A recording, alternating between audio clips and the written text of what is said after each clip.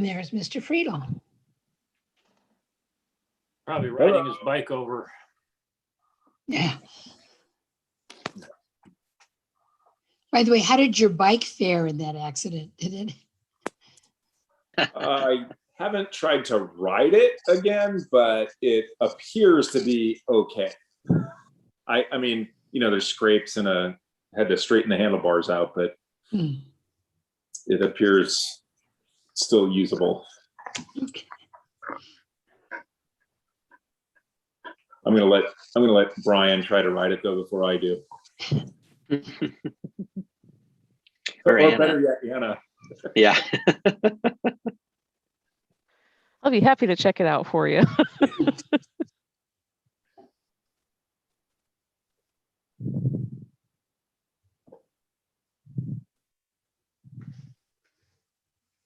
Is this the calm before the storm, or Yeah, counting down. are we 5:15. going to blast off? Yeah. I don't want to get wet in that pool behind me there. Oh, it's beautiful. Is that the Civic Center or someplace else? Yeah, that's in front of the Catholic Theater. Last night at the council meeting, Bob Engler kept sinking down in his chair. He looked like he was drowning. Oh, dear. Okay, well, we're at 6 o'clock. So I will call to order this meeting of the Conejo Open Space Conservation Agency on May 12th, 2021. And will you join me with the salute to the flag? We have the flag. There we go. I pledge allegiance to the Allegiance flag To to the the flag, flag United of the States United of States America, of America, and to the and to the republic republic for which it stands, stands one nation, under God, indivisible, indivisible, with liberty and liberty and justice justice for for all. all. for all. Okay. Reasonably synchronized. May we have the roll call, please? Vice Chair Bill De La Peña, Present. Director Huffer,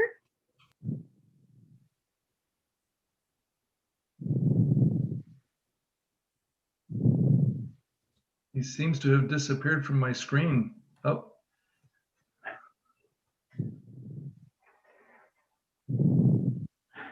I'll come back to him.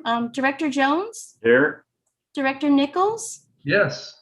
Chair Skay, Here. and we have Director Huffer. I'm sure he will rejoin. It appears he maybe lost connection. Okay. We'll give it half a minute.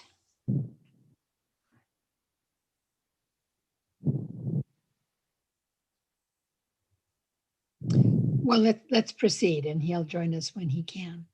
I don't think we have any presentations and announcements, do we, Mr. Stark? I have one. Okay. I wanted to share with the board that today is our recording secretary, Lori Gore's birthday.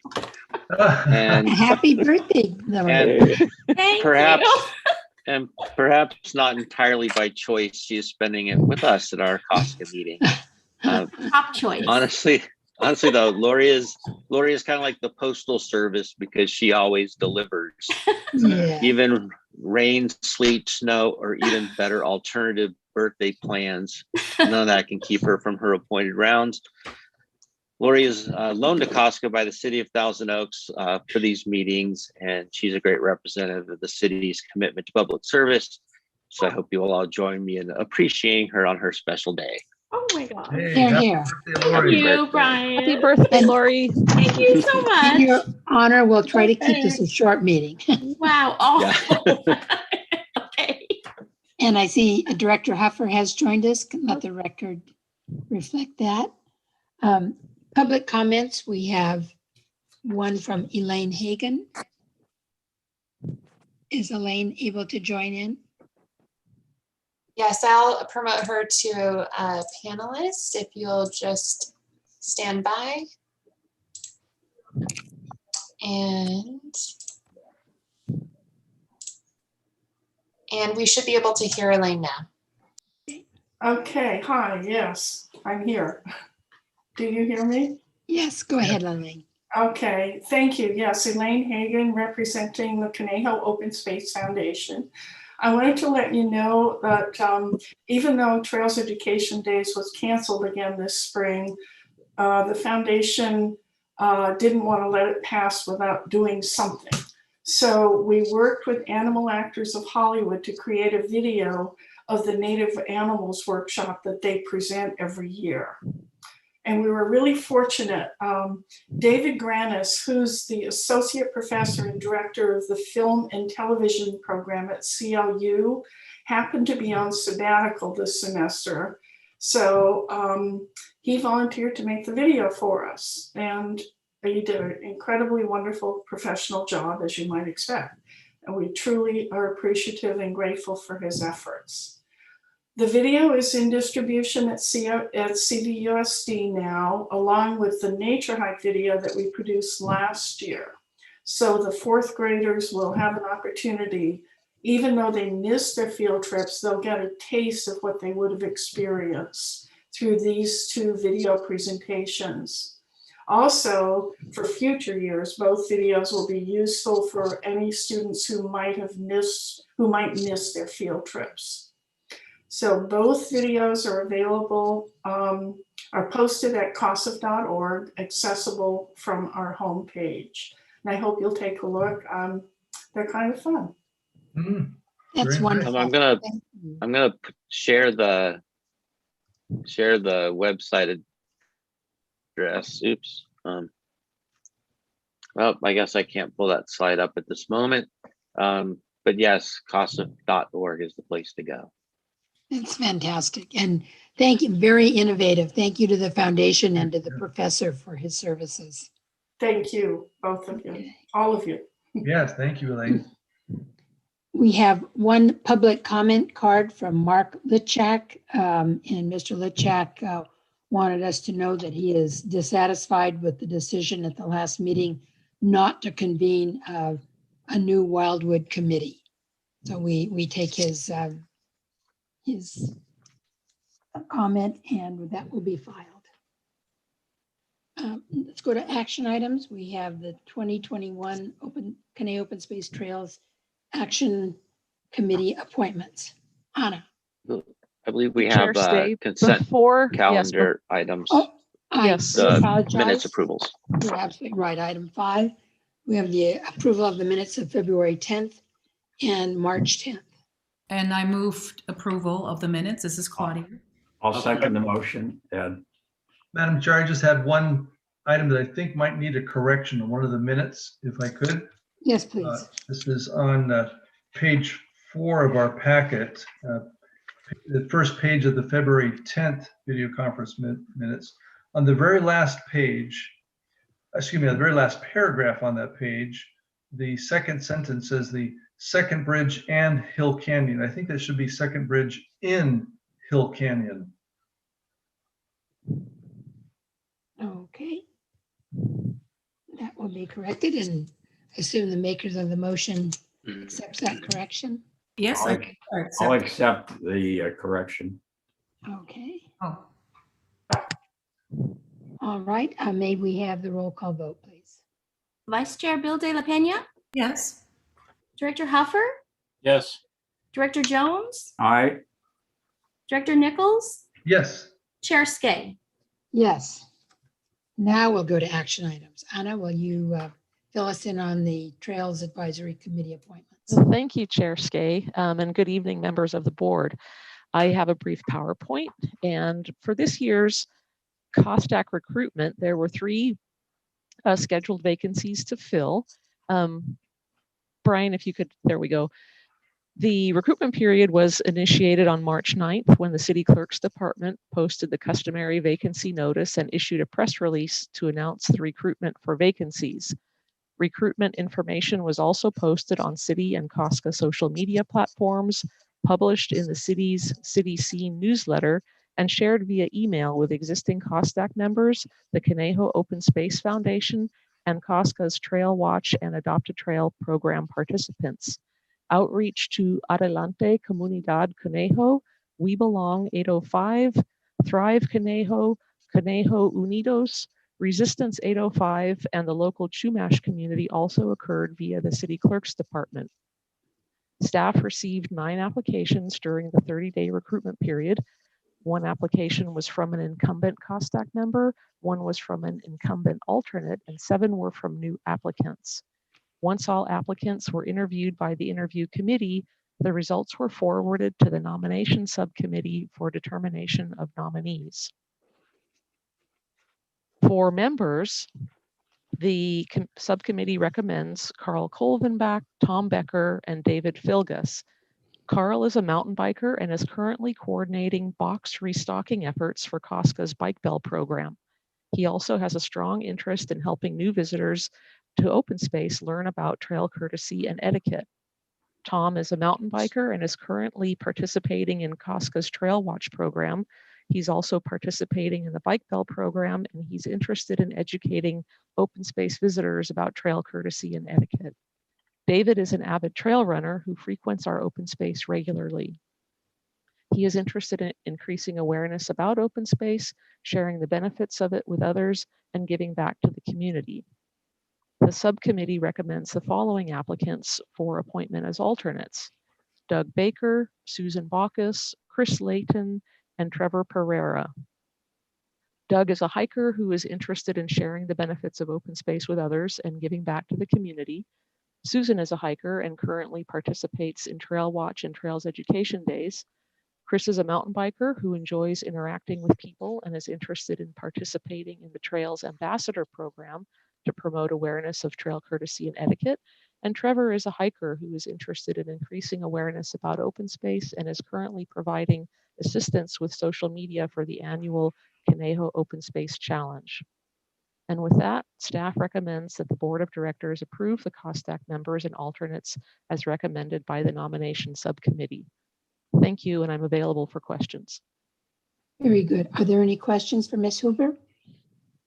Yes, Madam Chair, I have a question. Yes, sir. I was curious to know, there are, I guess, the 5 different organizations that were indicated that information was shared to. Was that because they requested information, or was that a group that was selected to distribute it to? Those groups were selected by the city clerk's department for targeted outreach. And is there any, I guess I say rationale, just in a positive sense, was there some reason why that group as opposed to other groups? There were several groups. If you'd like, I can name them again. Well, it just seems like it was I was looking at this and, I don't really see anything connected to open space or, trails or things like that. So I was just curious, how did that group get selected for notification? Let's see, half a dozen or so groups that the city clerk's office performed outreach to are the same groups that they also reach out to for other city related things, and the city clerk's office is doing that in relation to the city's interest in promoting diversity, equity, and inclusion. Okay, so this isn't a specific list that was selected for this purpose, but it's a standard list that the city uses for distributing information then? That the clerk's office uses, correct? Okay, all right, thank you. And then one other question, just as observation, I noticed that of the listed members and their interest, only Trudy Wolf has some interest in an equestrian related activity. Is that a trend that we're not getting interest from the equestrian community? Or is there just not that many of them out there, or is that just happenstance? I have heard anecdotally that their numbers perhaps are shrinking a little bit. We have active equestrians that currently participate in Trail Watch and Adopt a Trail, which is why an email was sent specifically to those groups to alert them of the open recruitment period in hopes that the equestrians that are currently participating would share the information with other people who ride horses. Okay, so maybe it's a were those- Certainly hikers and mountain bikers are accessing or, coming across our information. And I would think that equestrians who are aware of open space would be able to access the same information. Mhm. Well, that's where I would expect, aside from this list that you pointed out for the city's outreach, I would expect that there would be some outreach, on that behalf to hiker groups, to, naturalist groups, to biker groups, to equestrian groups. And it just seemed like it was a rather unusual list to try and recruit those types of interest groups. So maybe that's something we can look into in the future. Well, typically our outreach, we have extensive following these days on our social media, and that includes Instagram and Facebook. And in addition to sending out the information to volunteers who are currently active in our programs, we have not done targeted outreach to specifically to hiking groups or specifically to mountain biking groups, because the pool of applicants that we've been receiving seems to be pretty satisfactory. In fact, the selection this year was quite competitive. Okay, thank you very much. No further questions, Madam Chair. Okay, do we have a motion? I have my hand up. Oh, yes, go ahead, Director Bill De La Pena. I'd like to follow up on what Director Nichols mentioned. There were 7 new applicants, and were there any other equestrians in this pool of applicants? No, there were not. There were not. Okay. No, and then I do realize that this list of outreach includes communities that contact the city on a regular basis, or groups that contact the city on a regular basis, and it would be part, I would imagine, that of the city's new goal for diversity and inclusion. Did any of the applicants come from the groups with whom we did outreach? We did not ask during the interviews where they heard of the solicitation, so we don't have data in that regard. Okay. Our interview questions pertain more to the applicant's familiarity with open space, with COSTAC, with COSCA, our organizational functions, and things like that. Okay. And then did we post the openings also at the Rancho Potrero Equestrian Community Center? No, we did not, and that did not occur because we don't do specific outreach only to hiking groups and mountain biking groups either. Well, since we're kind of lean on the number of equestrians in our positions, I was wondering whether it would be possible to perhaps do a targeted outreach toward or at equestrians. Would that really be very much out of the norm? I mean, it seems that the numbers are shrinking. The number of equestrians is shrinking. So I thought perhaps it would be good to reach out to them also directly. We can certainly look into that. Okay, for the next search. All right, and I think that was it. I would move to approve the recommendation of the subcommittee's recommendations. I'll second. All right, thank you. If no other discussion, roll call vote, please. Vice Chair Bill De La Pena, Yes? Director Huffer, Yes. Director Jones, Aye. Director Nichols, Yes. Chair Skay. Yes. Next item is an informational one from Brian on the Community Fire Safety Outreach Project.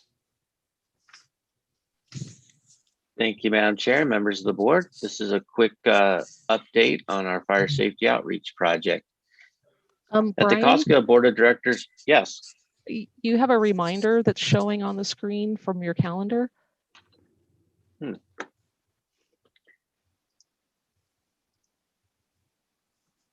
Did it go away? Yes. Okay. All right. Well, thank you very much. At the COSCA Board of Directors meeting on October 20th of 2020, the board authorized execution of a contract with the Ventura Regional Fire Safe Council to produce educational content and fire safety services for our community. Funding for the program was appropriated from the Woolsey Fire Recovery Fund. The program provides both educational opportunities in the form of free webinars for residents and assistance in disposing of flammable vegetation adjacent to homes at a series of free chipper days. I thought I'd leave this slide up here so people could take a look at our upcoming schedule of events. 2 webinars have already been presented. One was about general disaster preparedness that we organized in partnership with the Red Cross. And another was presented on fire insurance and wildfire risk. And we had a unique opportunity to connect with the California Insurance Commissioner's office on that to provide a lot of information. We had 36 attendees at the fire insurance and 10 in the general disaster preparedness. Our advertising is ramping up though, so we expect that these will continue to draw more people. 2 more are on the calendar, and we'll cover water-wise and fire-wise landscaping. That's coming up tomorrow evening. Should be very interesting. And the final one in the series will be the home ignition zone evaluations and home hardening. That will be presented on June 24th. The first free, down at the bottom, I've also put some web addresses people could look at. We've been in touch with other organizations like the Ventura County Resource Conservation District and the Santa Monica Mountains Resource Conservation District. So we're coordinating a lot of our advertising and noticing because all of us are doing some similar programming. So we're working together to try and make sure everybody has an opportunity to participate in one of these webinars. The first free chipper day was held on April 24th. Turnout was a little less than we'd hoped to get despite extensive advertising, but we have diversified our advertising approach a little bit here, and we hope that that'll open the event to some more people. It could be that April was a little early in the year for people to be thinking about the wildfire risk, but seeing as we had a wildfire last week, that might enhance interest in that kind of thing too. The program also includes training volunteers to undertake a limited number of free home inspections to assist homeowners in identifying practices on their properties, cost-effective practices that they could implement to harden their homes from embers and to build the resilience of their home. So far, 10 volunteers have met all the qualifications to pass the instructor's course. And we have 46 homeowners that have expressed interest in signing up. That information is still going out. We anticipated when we did the contract doing about 50 of these, so we hope that number will stay solid for us. But there seems to be some good interest there. Few other fire-related items since we're on the topic here. On April 19th, we had the county fire, burned approximately 28 acres of COSCA open space in the North Ranch. VC Department and CAL FIRE were able to control this rather quickly, and we really appreciate their help with that. 3 juveniles were arrested for igniting the fire. We'll be looking, as you can see, we did experience some pretty heavy damage in this one area. We do anticipate having some enhanced erosion control responsibilities in the coming rainy season, as well as some weed removal and effort to try to make sure that when this area starts recovering, that we're able to retain the native plant life that was there before. The erosion control will take part in the fall, and weed management will begin in the spring of 2020. We have submitted damages to the police department to go along with this to see if there was an opportunity to recover the costs of mitigating the damage in this area. Oops. Also really excited that COSCA received unanimous support at the Santa Monica Mountains Conservancy Board meeting this week for a grant to remove arundo and fan palms from a portion of Arroyo Conejo Creek. The grant amount is $125,000, and staff will be coming back to this board for matching funds at our September meeting. The work out there in Arroyo meets a number of goals for COSCA. Not only will it improve our habitat as we remove, invasive species, but it does reduce fire risks. Oftentimes, riparian areas can slow down the spread of fires because of the high moisture levels in the plants. But arundo and the palms really allow fire to travel right through riparian areas, and removing these species will really be helpful in that area. Palms, of course, have very easily ignited fronds that are little sails, and they are carried very long distances and they have the density to transmit fire and present a threat to homes. So we're anticipating that the project could ultimately result in the removal of about 2 acres of arundo, and we can get all the palms in about a half mile of the creek. The project is ultimately scalable though, and we are discussing grant opportunities with other organizations too, to see if we can kind of keep the ball rolling once we get these projects started. So that's what we have. I'm available for any questions related to our fire safety program or other fire related issues here. Questions for Mr. Stark? Yes, Director Huffer. Yeah, Brian, I'm just curious, could you briefly describe what kind of training those 10 volunteers have gone through to qualify them to be able to assist homeowners or to instruct homeowners on how to protect their property? So the Fire Safety Council worked with a professional fire safety instruction company, and they have a curriculum for how to approach identifying features of homes and landscaping that might present fire risk. I don't know that there's like an official accreditation for it, but there is a repeatable program that they've been using for some time to do this type of activity. Okay, thank you. Any other questions of Mr. Stark? Thank you, Brian. Claudia has a So we have question. Claudia. Didn't see the hand. Go ahead, Director Beldella-Pena. Thank you. My question is for Brian about the cost that you submitted to the police department. What was the amount of that cost? It was approximately $20,000. Okay. What it's anticipated to cover is erosion control, primarily, when the firefighting happens and bulldozers run across COSCA property, we'll need to repair the dozer scar. We did lose some signage in there and a small footbridge. Fires, don't immediately remind people of like landslides and stuff, but actually debris moves around during fire events, and so the trails get covered and debris falls on them. So there's costs for doing some trail recovery and repair. We felt it was a fair amount to cover the immediate needs here. All right. Thank you. Director And Nichols, did you have a question? I'm sorry, just to dovetail on what Mr. Stark was talking about, the amount that was submitted to the police is going to be part of the package that is presented to the district attorney for their case, and that will alert the district attorney that we as the victim property owners are seeking victim restitution in the matter. And that's how we are hopeful to recover those funds. Sorry for interrupting. No, thank you, Felicia. Thank you. Director Nichols.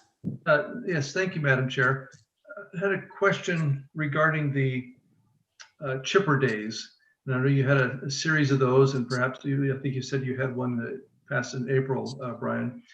Are those targeted like certain neighborhoods which maybe lend themselves more towards that type of need? Because Obviously throughout the city, we have certain neighborhoods that really have virtually nothing to do in their own backyard, and it's only in the open space that maybe needs some attention, or perhaps even limited there because of field modification zones.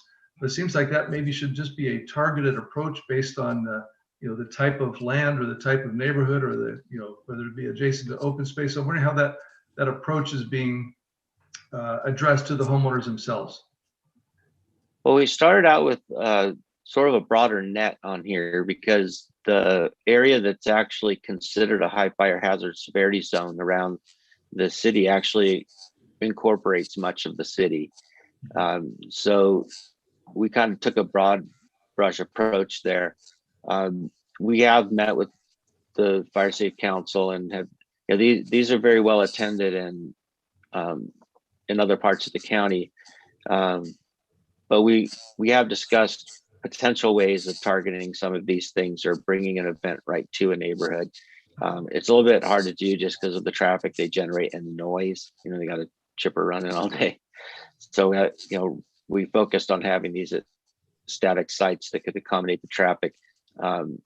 Because we still have 3 more to head out, we anticipate, if we need to modify how these are organized to see about driving up interest. I think part of it was just,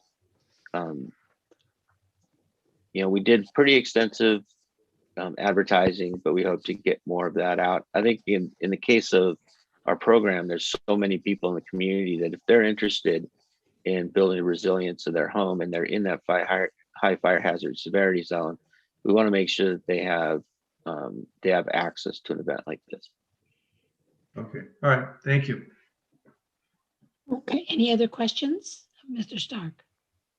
If not, why don't we go on to item B, the bridge update. All right, well, I don't have a slide for that one, so we'll come back live. We just wanted to give you a brief update on where we are with the Second Hill Canyon Bridge, because a few things have changed as we've been going forward. The bridge project is making steady progress, but the completion schedule has slipped from the kind of the spring of 2022 back into the winter of 2022. I have a few updates on the current activities and sort of an explanation of our delays. The City of Public Works Department is working on some minor modifications of the design to comply with some updated seismic standards. This is not impacting the schedule, however, it's just something that needs to be done because as standards change, we need to adapt to them. It'll just be a stronger bridge. The city's proposed capital improvements budget for the coming next 2 fiscal years does include funding for the project. So there were some prior funding gaps that had been identified, and those have been filled since that time. COSCA has retained Rincon consultants to update our mitigated negative declaration, our CEQA document, and to perform an updated biological assessment of the project area and a larger buffer area. These 2 needs were being done to address items requested by the California Department of Fish and Wildlife in their comments on the first mitigated negative declaration. Since it appeared at that time that the Department of Fish and Wildlife wanted to see more work in the CEQA document before approving the permit, we decided just to bring in the consulting firm to bolster our case and help us develop the mitigation needs. So once we complete these steps, then we're pretty confident that the Department of Fish and Wildlife will release the project permit.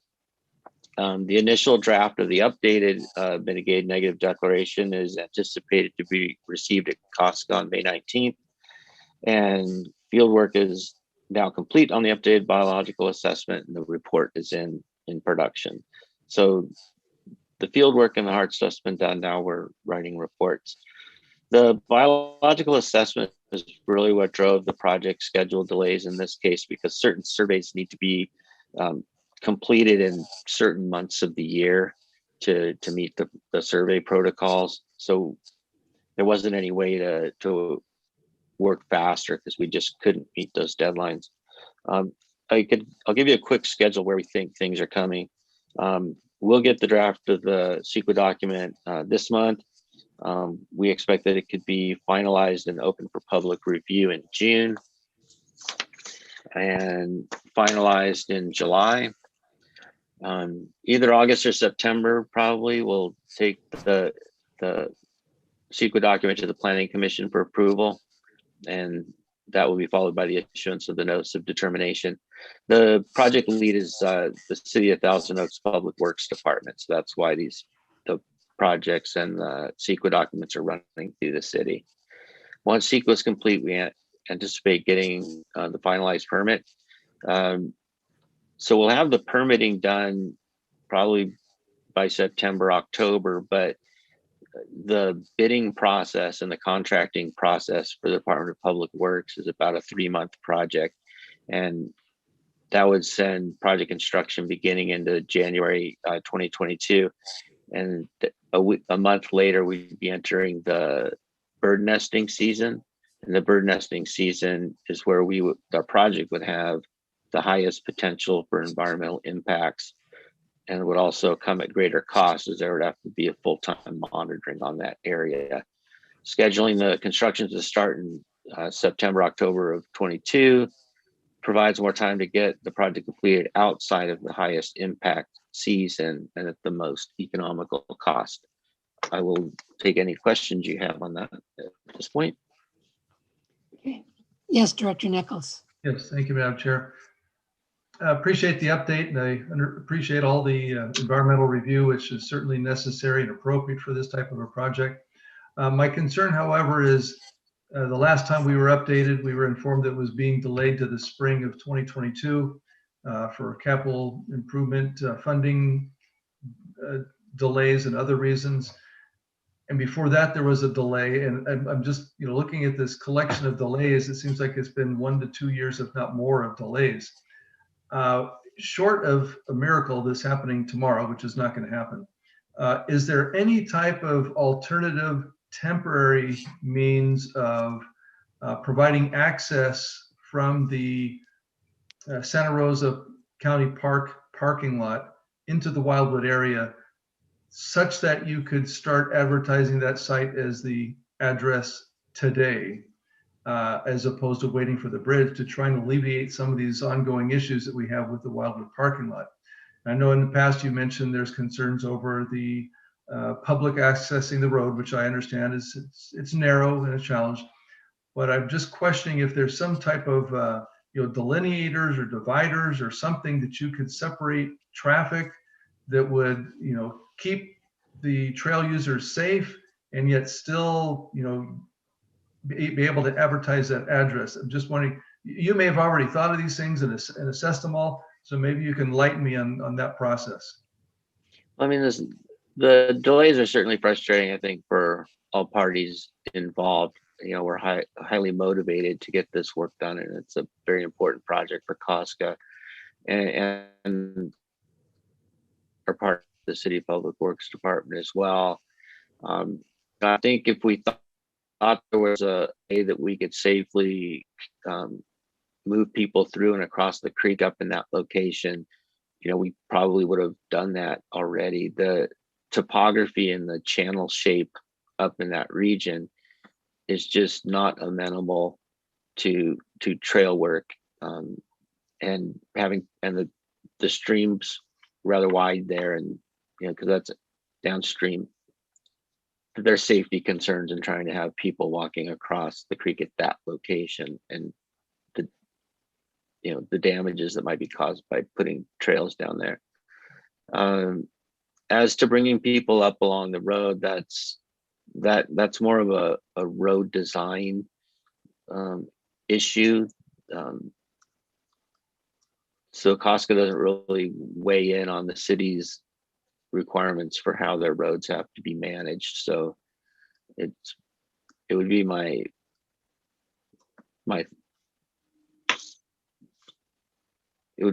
opinion that they had made some calculation as to whether that was appropriate and made that call on their own. We can talk with them about it. The road was never designed, that whole way up the valley was never designed for pedestrian access. No, you're absolutely right. I'm just trying to explore, any and all opportunities. The more and more delays that we get, and yet we still continue to get pressure regarding the parking lot. Just trying to find if there's any type of temporary solution that maybe hasn't been explored yet. And I know you folks have done a yeoman's job to try and do that, but just trying to find some hope to solve the immediate issue in hopes of a permanent solution. So appreciate your time with that. I appreciate Board that, member, Doug. hey, Brian, if I may, Board Member Nichols, part of the challenge with the road, of course, is it is not built to public road standards. So, to open that up creates certainly some potential liability. The other thing is that road does get some pretty significant use from heavy vehicles because we deliver fog, fats, oils, and grease to our treatment plant there to generate some energy. So it is a bit of a challenge. We share your concerns. As Brian's mentioned, we're equally frustrated, if that's the right word, with respect to some of the delays that have been occurring. But we continue to work diligently, and we would be very pleased to have this move along much more timely than it has. Thank you. Excuse me, may I ask a question? Yes, Director Jones. Were you speaking of the Hill Canyon Road from Santa Rosa Road that goes to the treatment plant? Correct. Well, do you mean to say that we can never use that as an entrance to the Wildwood Regional Park? What I'm saying is that road is not built for public standard. So it is not a road that is designed by its very nature for public, access. Well, when we speak of an alternative site for people to come to access the park, were you speaking of up in Rancho Conejo area near our? I think I could clarify this. The public road that people will use is the same road they're using today that comes up off of Santa Rosa Road, and the public part of that terminates at the current parking lot for the Hill Canyon trailhead. So that part of the road is all settled. We've got people up to Santa Rosa Valley Park and our parking lot to handle people as far as they get their car. The issue with the road beyond the public part is that it's developed exclusively for bringing in supplies and removing waste from the wastewater treatment plant, and it has a very high traffic load on that. So we would never be able to put public cars on that road. Well, I've been to that parking lot for a couple different functions we held there. People could drive to that parking lot and then walk from there, couldn't they? Well, that's the ultimate plan, but they can't walk up the road is what we're saying. We can't accommodate pedestrians along the road. So the plan is to route them over the bridge we have now to come up the other side of the creek and then come back over. At that point, there would be a single crossing of the trail that could be well marked and in a safe location. Well, is that the goal? I mean, do we need another bridge for that? Yes. And the bridge is over the creek? In other words, we go one way over the creek, walk up the side, and then we go over a bridge to get on the other side? Is that it?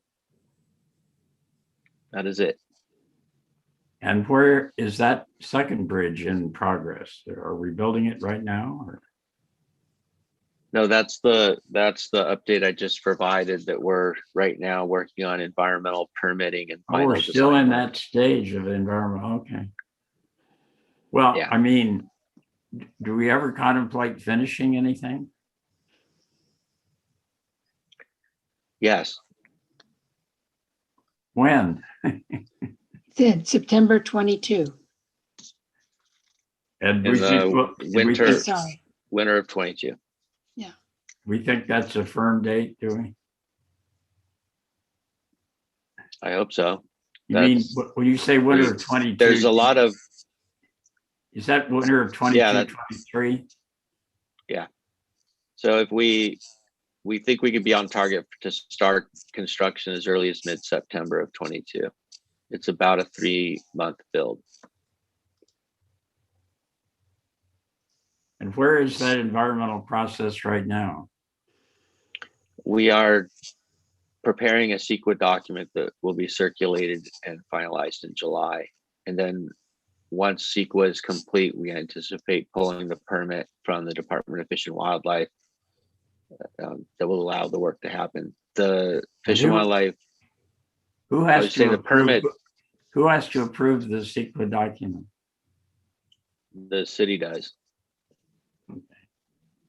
I know some people It's- that are on the city council. Maybe we could speed that up a little somehow.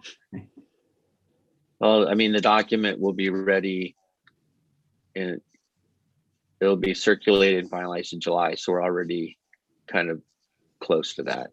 I don't anticipate being able to get on the agenda with a completed document before then. Well, I mean, I don't need to state the obvious. Everybody knows the obvious, so I won't say it. Okay, thank you. Other comments or questions of Mr. Stark? Hearing none. Thank you, Brian.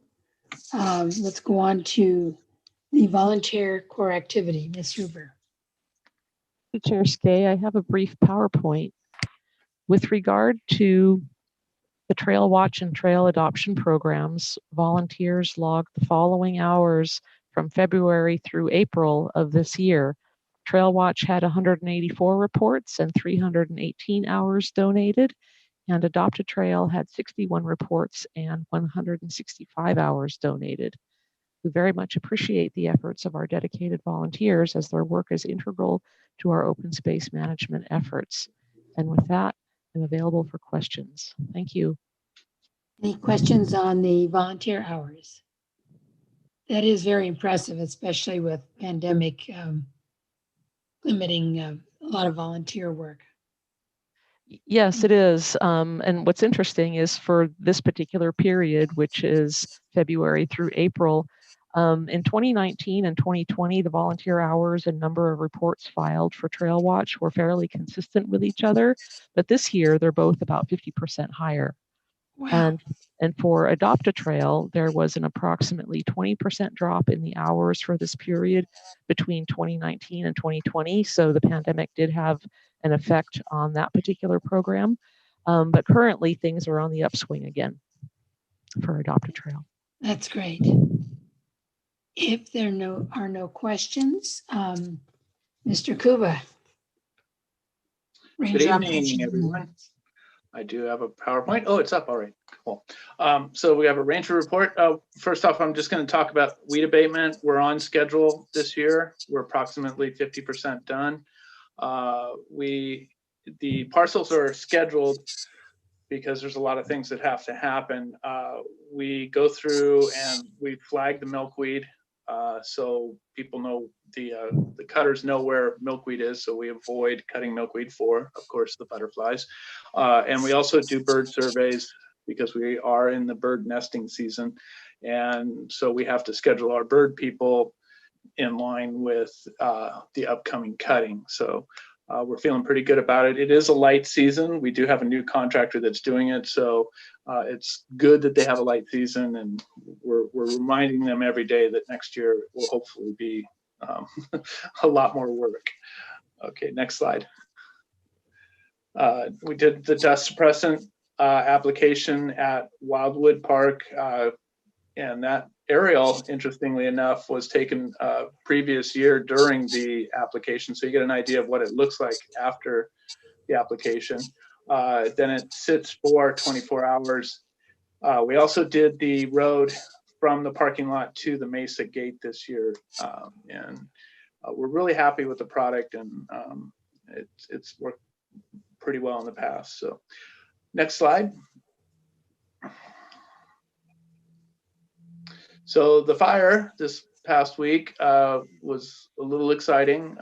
It was good for us. The wind was blowing pretty well, but the reason it was good for us, it was a good chance to practice and work on communication, getting information up our chain of command and from the Rangers, what was going on.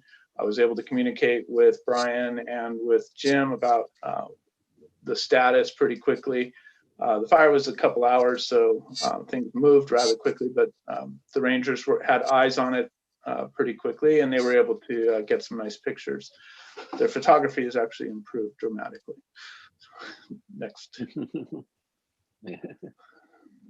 Yeah. I don't There it know is. how things get into open space, but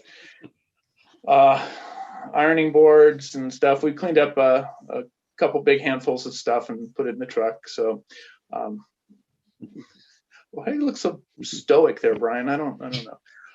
Okay, Anna the big and I were topic for the trying to do evening is Yeah, it was American our Gothic. attempt at American Gothic. oh, okay. I missed the vibe. Yeah. You need a farmhouse. Yeah.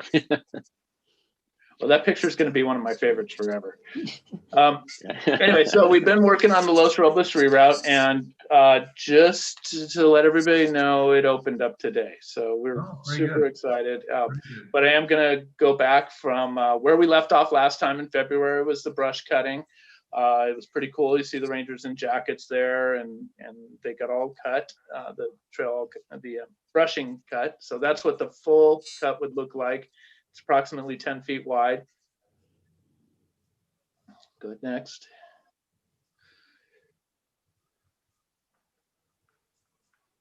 And that's a reverse of that previous photo. So then we start doing the dirt work, and the Rangers cut the inslope. This is a full bench cut, meaning that we go all the way into the hillside about 6 feet. So we've got a very solid bed for the trail to sit on.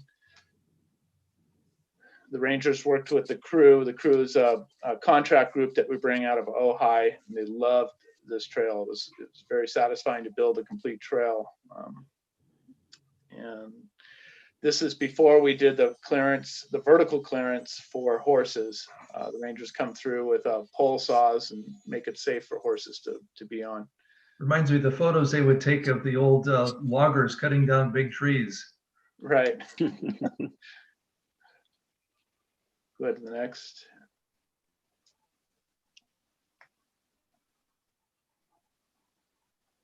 Okay, this next sequence is a little bit interesting because they were all taken from virtually the same spot. And this is, you can see the large root ball being removed. This is the trail bed being built in that same location. And a reverse of that, that's some mighty fine tread work that was done. Yeah. You see the fence there on the right side. That's actually at the road as it crosses the Rasnow's road.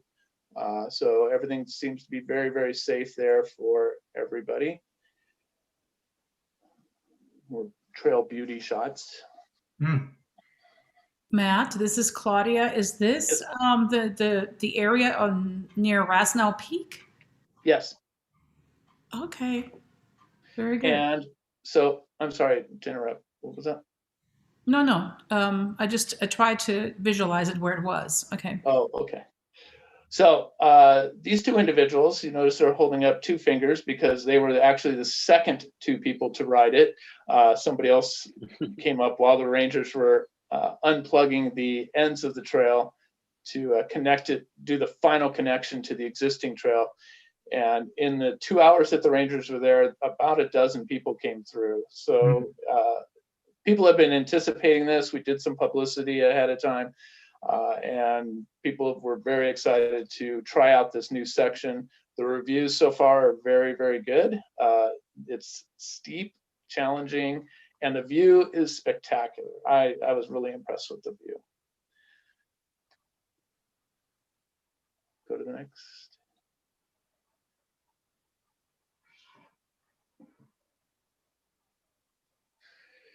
And there they all are, Rangers working trail.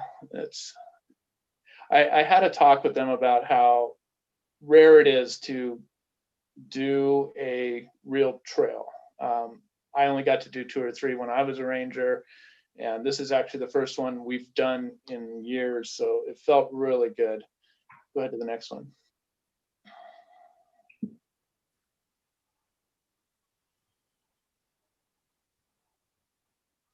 Matt, this is Claudia again. Is this the trail? Is this the missing link that connects that trail system? Or This is the by this the is the route? reroute. I'm sorry. Go ahead. This is the reroute from the Rasnow properties. So this is it that moves out away So from where that's it the was. one that then connects the one trail with the other trail? Correct. Or it is, okay. Yeah. And this picture, it's kind of get into the Rangers' head a little bit. And after a tiring day, this is obviously near the end of the day. The shadows are long, and they're walking tired, and they've been building trail all day. But on the last day, you're actually one of the first ones to walk the trail. So it's really a sense of accomplishment. I'm really proud of the Rangers and how well they did this year on this trail. They're super happy with it. Every day they were just smiling and sending me pictures. Matt, here's what we did today. Here's what happened today. And we saw so much stuff. It was great. So it's been a really, really nice experience. I do not have a sunset picture tonight because it feels like this meeting might end long enough for you all to go outside and watch your own sunset. I'm available for questions.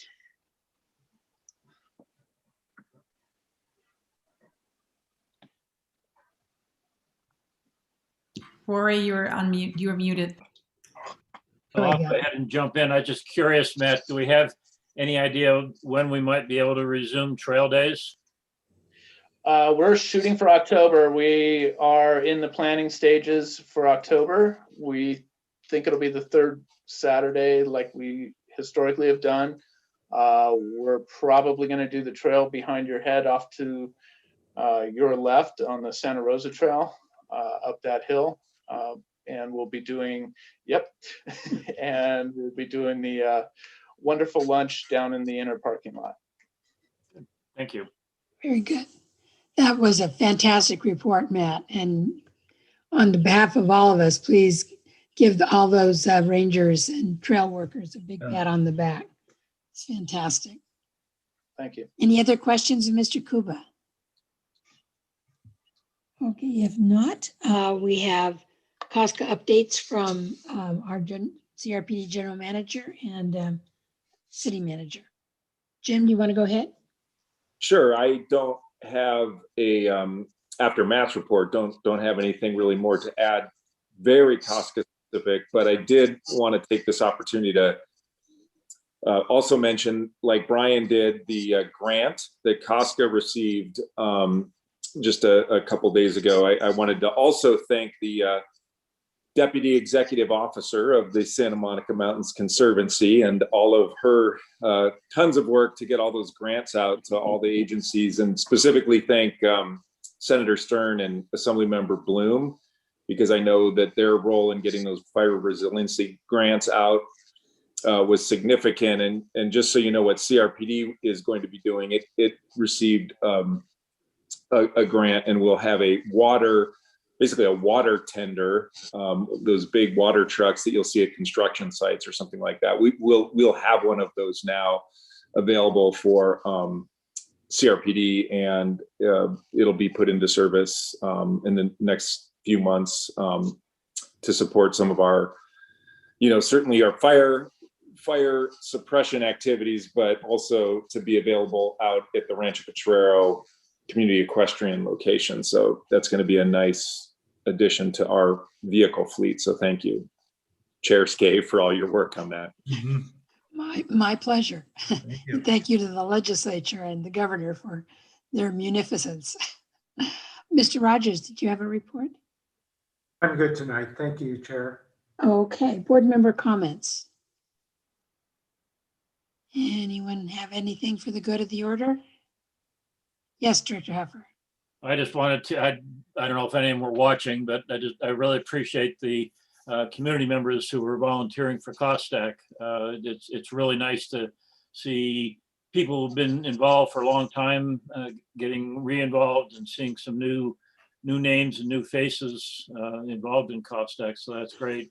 And I did also want to thank Matt. It just happened this morning. I was talking with a friend, and he says he lives next to open space, and there was a pepper tree just outside his backyard. And he says, who do I talk to about getting rid of that? And before I even had a chance to contact anybody, Matt and his crew got rid of the trees. So thank you, Matt. Hey. Very good. Any other comments from the board? Thank you all very much. It looks like we can adjourn to our next scheduled meeting, which is September 8th. Thank you, everyone. All right. Thank you. Bye-bye, Thank you, everybody. Staff for all your help. Okay.